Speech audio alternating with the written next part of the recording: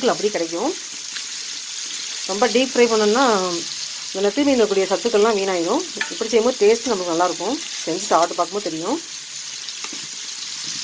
மீன் ரொம்ப உடையாது. இந்த மாதிரி அகலமான தவாவில் செய்யும்போது மீன் உடையாது. கொஞ்சம் அடி கனமான கொஞ்சம் திக்காக இருக்கிற மாதிரி இல்லை பாத்திரத்தை எடுத்துக்கணும். தவா